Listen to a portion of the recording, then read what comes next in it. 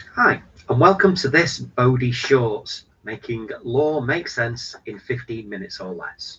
Now, in this video, we're looking at one of the most important concepts in tort law, namely duty of care.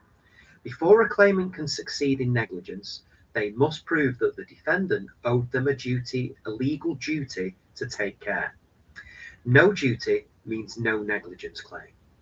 By the end of this video, you'll understand what a duty of care is, the difference between established and novel duties, the neighbour principle, the Caparo test, and when a duty may arise for omissions. Let's get started.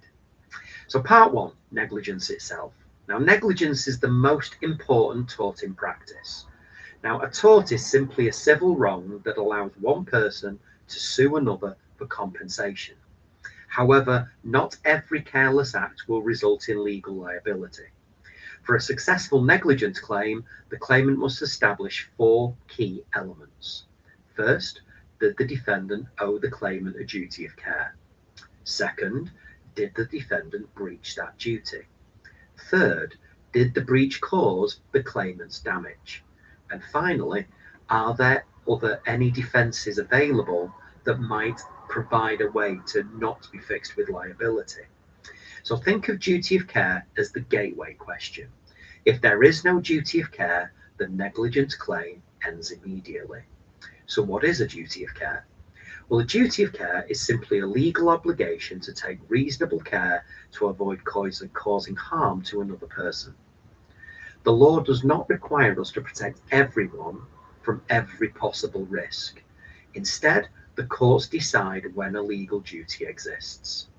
The claimant's first task in any negligence problem question is therefore to ask, did the defendant owe me a duty of care?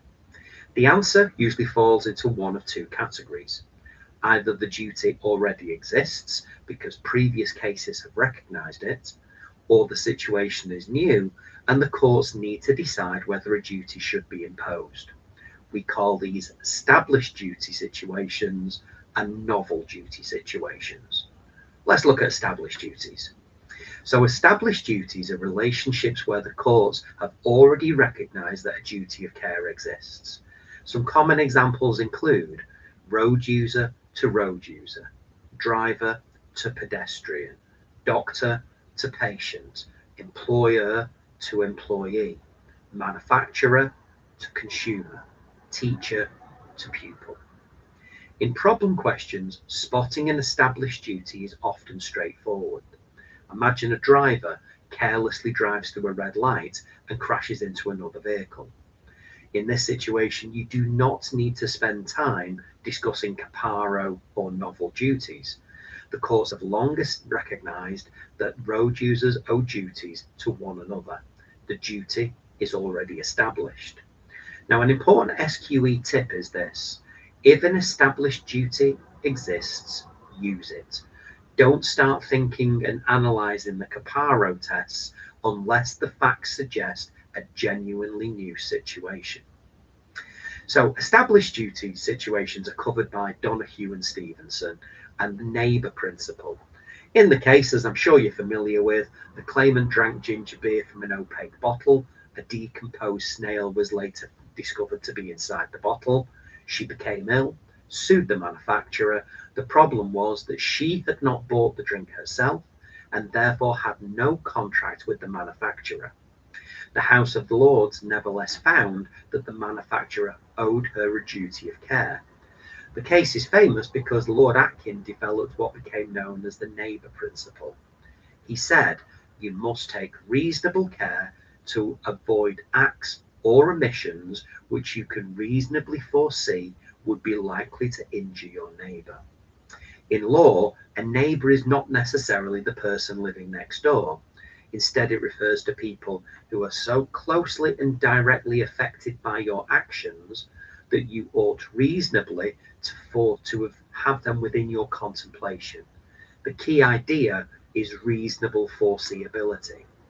Could the defendant reasonably foresee their actions harming someone in the claimant's position? If the answer is yes, a duty may exist. Now, we've then got to consider the Caparo test. So today, when courts consider a genuinely new duty situation, they apply the test from Caparo and Dickman.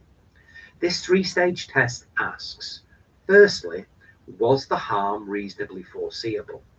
Secondly, was there sufficient proximity between claimant and defendant? Thirdly, is it fair, just and reasonable to impose a duty? Now let's look at those one at a time. Foreseeability. What this means is, could a reasonable person predict that harm might occur? If the claimant is completely unforeseeable, then there will be no duty. For example, in the case of Boar Hill and Young, a woman heard a road traffic accident involving a motorcycle from some distance away and later suffered shock. The court held she was not a foreseeable victim of the motorcyclist negligence, and therefore no duty was owed. The next part of the test was proximity. Was there a sufficiently close relationship between the parties? Now, this does not necessarily mean physical closeness. Instead, it focuses on the nature of their relationship.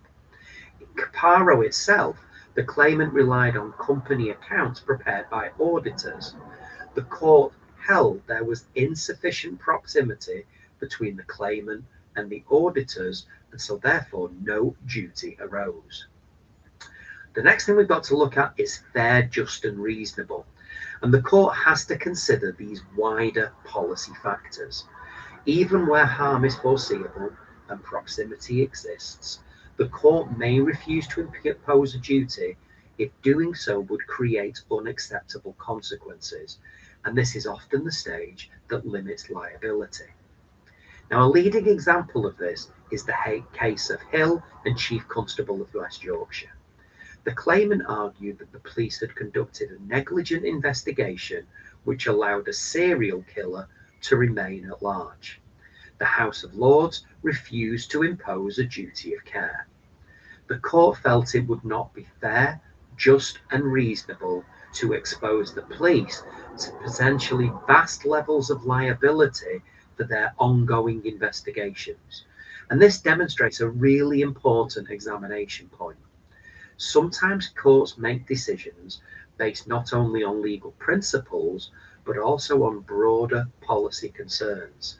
And these concerns include opening the floodgates to litigation, public liability, allocation of resources, and wider social consequences. Now, we now also need to look at omissions.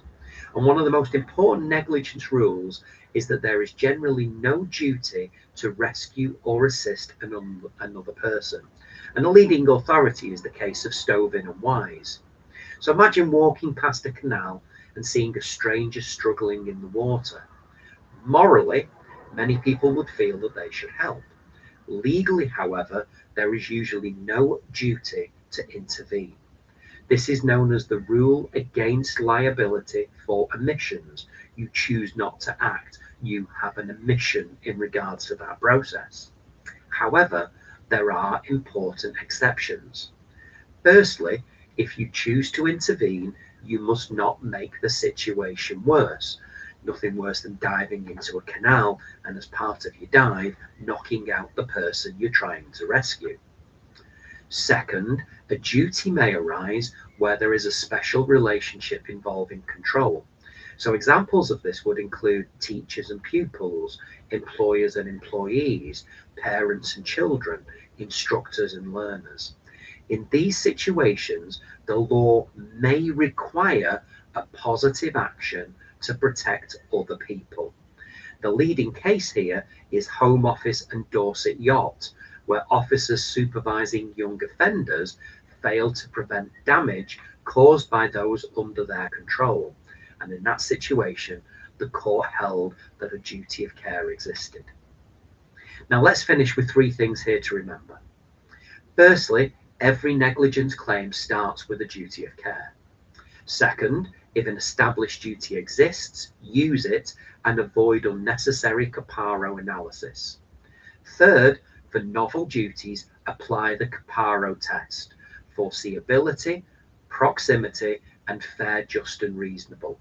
And remember, the general rule is that there is no liability for omissions, although important exceptions exist where someone exercises control over another person or a situation. Thanks for watching this Bowdie short. In the next video, we'll move on to breach of duty and examine how the courts decide whether a defendant's conduct fell below the required standard of care. Thanks for watching.